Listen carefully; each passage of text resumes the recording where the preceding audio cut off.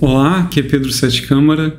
Nesse vídeo eu vou falar a respeito de um seminário que eu proponho agora no mês de junho. A quem quiser participar, né, tem informações de pagamento na minha newsletter, o link está aqui, agora eu já estou aprendendo a fazer assim para você clicar no link aí embaixo. Né? Na minha newsletter também tem uma versão provavelmente mais estendida desse vídeo em texto, para você ter ideia do que eu estou falando. E o tema vai ser uma relação entre a bruxaria, como era praticada no noroeste da França, numa região que provavelmente é a Mayenne, perto de Tours, né, do Vale do Loire, nos anos de 1969 a 1971, com a situação brasileira atual, com a situação da direita atual, que é tão dependente do marketing digital.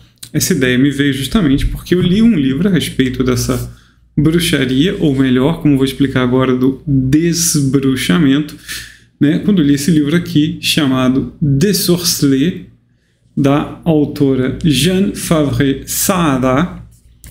E Desorcelé é uma palavra francesa que significa justamente desbruxar. Se você tiver algum interesse aí na língua, né, no francês, você vai saber que embruxar, não vou dizer enfeitiçar, tem um motivo para isso, mas, né, bruxa ou sorcier, embruxar seria ensorceler, mas o desbruxar não é desembruxar, é dessorceler. Então, várias coisas me chamaram muito a atenção nesse livro. A primeira delas foi que não existem, a rigor, bruxas. Né? Na pesquisa da Jeanne Favre-Saada, ela foi lá, ela é uma etnógrafa, né, uma professora universitária francesa, que também foi psicanalista durante muitos anos, e ela participou do seminário do Lacan, Michel Foucault. Ela é uma pessoa muito importante na França. Ela foi a essa região, noroeste de Paris, noroeste do país, e de Paris também, né, para estudar o que seria a bruxaria. E ela descobriu a bruxaria dos camponeses, a bruxaria das pessoas que moravam lá, dos fazendeiros, né? Uma região rural, assim. Então, ela descobriu, em primeiro lugar, que não havia bruxaria, não havia bruxos. Bruxaria é uma acusação, bruxo é uma acusação. Aquilo que é efetivamente praticado é esse desbruxamento. Então a primeira coisa que me chocou foi essa, que foi saber, e eu descobri também por causa de outro livro que ainda não existe em português, mas existirá graças a mim, se eu posso adiantar, um livro chamado Un mime nommé Désir, do Jean-Michel Hougourlian, que foi quem escreveu com René Girard e Guy Lefort, talvez, né, Coisas Ocultas desde a Fundação do Mundo.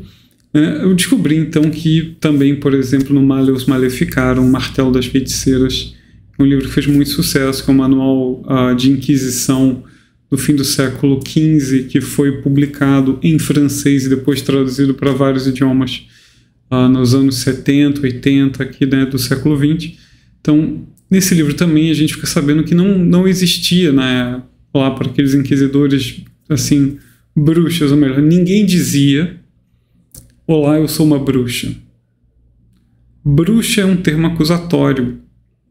Isso me interessou muito porque há muitos anos a gente vê, não só no Brasil, mas acho que particularmente no Brasil, né, palavras que são usadas somente de maneira acusatória. As palavras não têm sentido nem podem ser entendidas se você não levar em conta o contexto acusatório. Então, primeira palavra acusatória, que são duas, né, um termo, expressão acusatória, seria, por exemplo, extrema-direita. Ou você vai dizer que um fulano é um fascista porque, sei lá, ele não concorda com o aborto, com a legalização do aborto. Né? A direita também pode dizer que fulano é um esquerdopata. Né? Então, como há um crescimento muito grande da mentalidade acusatória, eu tive a sensação de que esse livro da Jeanne Favre-Saada, eu olho assim porque o meu Kindle está aqui com ele, né? Esse livro da Jeanne Favre-Saada começou a se tornar muito relevante, muito interessante. Até porque no final, essa é uma coisa que eu quero discutir no seminário também, né, ela fala muito a respeito de como contar de fato, né, essa história. E uma decorrência, claro, disso, né, até porque bruxa é um termo acusatório, mas existe uma outra acusação, que é a acusação de ser um camponês retrógrado que acredita em bruxaria, né, que acredita no Sor, né, que croit au sort, que acredita nos sortilégios, né, na bruxaria. Então, se você chegasse lá, como acontecia, ela etnógrafa, uma universitária, uma intelectual de Paris, chegava lá e perguntava, né, bom dia, onde posso encontrar um bruxo? Como é que eu faço para saber da bruxaria? E todo mundo dizia, não, isso não existe, não. Isso é coisa de gente atrasada, né? A senhora tá brincando com a minha cara e tal. Quer dizer, eles escondiam isso porque sabiam que seriam vistos como retrógrados. E assim ela descobriu também que você, e aqui começa até, não é aqui que começa, mas aqui tem uma ponte interessante com marketing digital, mas ela descobriu que a maneira de entrar no mundo do desbruxamento era justamente ser considerado embruxado por outra pessoa. Então, quando ela, depois de estar 10 meses lá naquela região, tentando em vão descobrir alguma coisa, ela começa a passar por uma série de infortúnios que parecem inexplicáveis.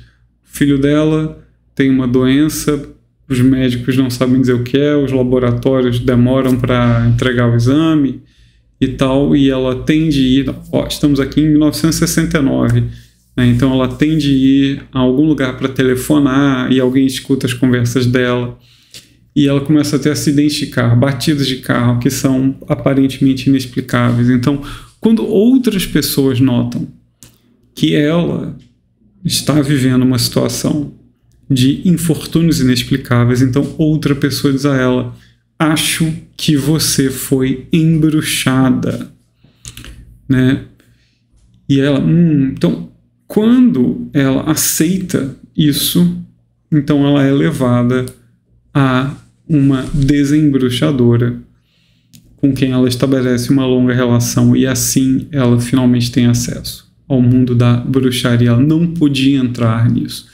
E eu vejo aqui várias semelhanças com a nossa situação de direita atual. A primeira delas, que eu mesmo vivi, é que eu, Pedro, não daria nenhuma entrevista a respeito da direita, de como é ser de direita, ou como foi ter sido aluno de Olavo de Carvalho, para nenhum jornalista, porque eles vão escrever relatos de perseguição, que eles querem mostrar que você é ridículo, fascista, nazista, o raio que o parto. Então, não. Simplesmente não farei isso, né?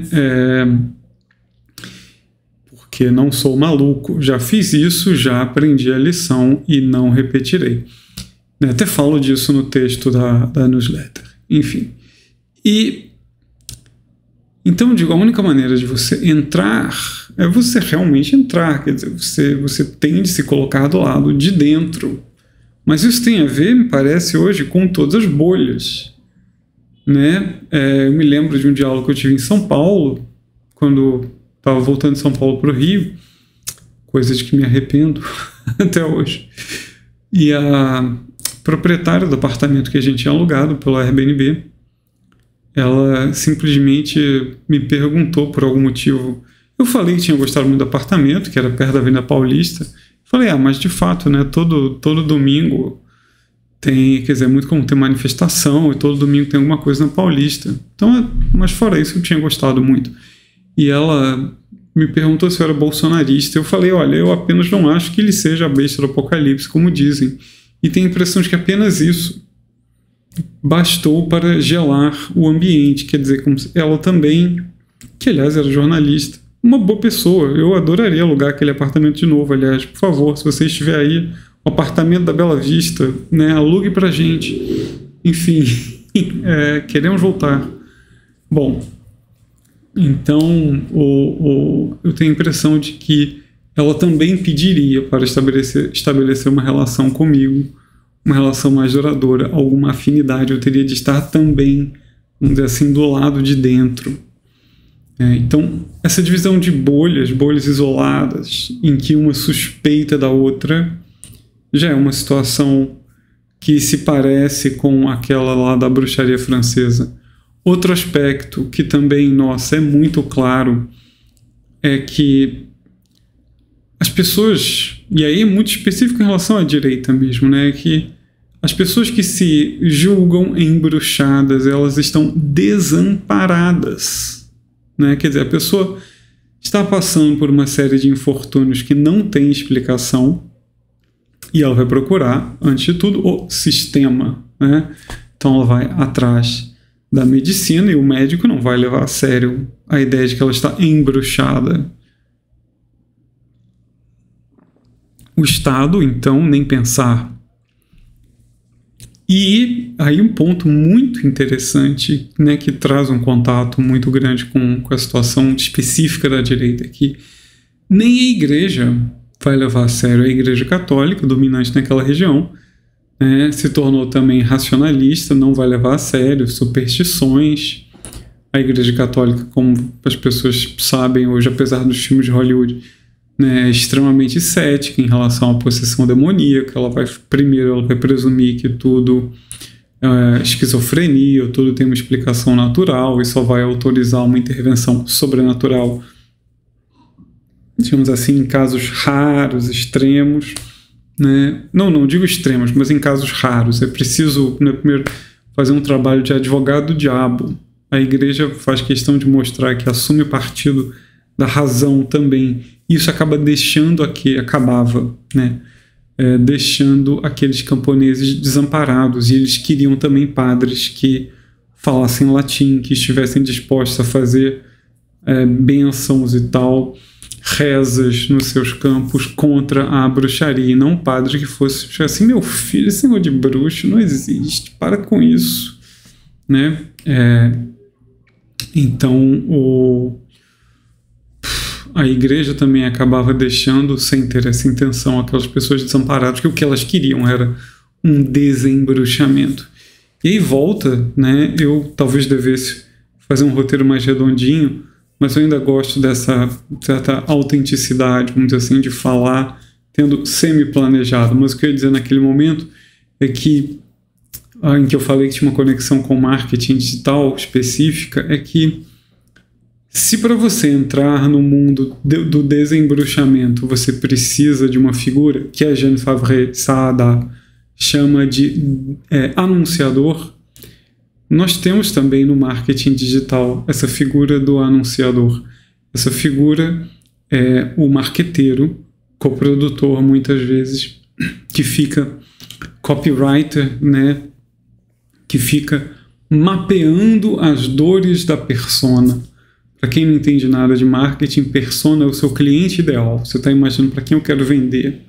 Então você vai ficar imaginando o que essa pessoa quer, com o que essa pessoa sonha, o que essa pessoa tem medo, né? Tudo isso. E você vai criar anúncios para dar palavras para essa pessoa. Você que tem medo da queda de cabelo, você que tem medo de não explorar todo o seu potencial, você que tem medo de ter uma vida medíocre, você que tem medo de não perder peso, sei lá, né? O que for, quer dizer, as pessoas ocupam claramente papel de anunciador. Só que, ao contrário do anunciador, elas estão procurando problema, né? Procurando. E elas vão levar você para o influenciador, que é justamente o desembruxador, né? Elas vão dizer, ó, você tem um problema e temos aqui uma pessoa que já passou por esse problema também. Pode ter sido o próprio anunciador, pode ter sido até o desbruxador, né? Não desembruxador, para ser fiel a desorceler e não desensorceler. Então, o desbruxador vai confirmar o seu problema e vai te dar força. Porque, claro, a gente está aqui numa situação lá de desamparo em relação ao sistema, e a bruxaria O desbruxamento é um duelo do bem contra o mal. Você é a vítima e tem um bruxo, uma bruxa, alguém que deseja profundamente o seu mal, deseja te matar. E é por isso que lá, no caso da França, a sua vaca não dá mais leite, seu trator parou de funcionar, seu filho está doente. Ela até cita casos de impotência sexual masculina e tal. Então, por quê? Porque tem um bruxo que deseja o seu mal. Esse bruxo, normalmente, né,